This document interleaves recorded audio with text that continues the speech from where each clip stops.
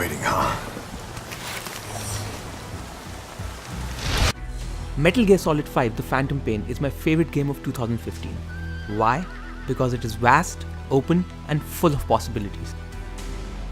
The game might seem similar to the current crop of open world games like Far Cry 4, but after spending over 100 hours in its world, I can assure you that it stands above them all. Now go! Let the legend come back to life. What I love most about this game is the amount of choice the player has. Starting with Big Boss himself, his movement and animation are so responsive that I've never felt more in control of a character that I'm playing. I can stand, crouch, crawl or run in a seamless and fluid manner. Obviously this is a minor point in a sprawling game, so let's get to the meat of it. The mechanics of this game.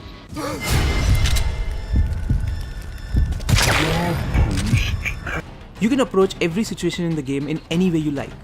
Player agency is the key here. And it doesn't get repetitive because the events don't feel scripted. None of the actions of the enemy soldiers or other key elements of a mission feel like they have a set path or routine. It all feels dynamic. If your mission is to assassinate a target, you won't find him sitting at a particular spot surrounded by guards waiting for you to come and kill him. He will be in motion and going about his business in the world. And the same applies to all other aspects of the game. Mission complete. Great work. From my knowledge, MGS games have been hardcore stealth games. Phantom Pain is also a stealth game, but it doesn't have to be. The rating system for missions is fascinating in this game.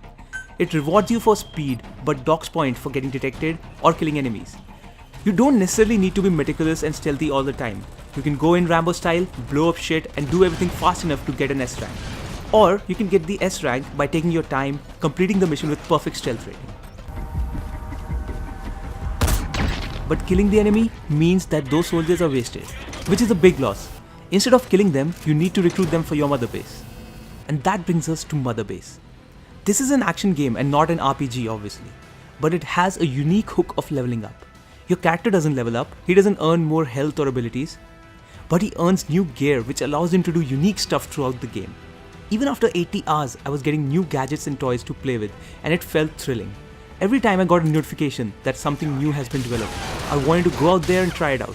And every time that I tried it out, something unique and fun happened that created a story moment that no scripted event could have created.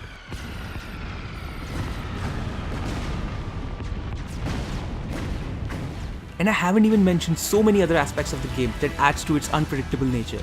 The dynamic weather and day-night systems, how rain and sandstorm affect gameplay dramatically, the buddy system that can add to your toolset when tackling the mission objectives.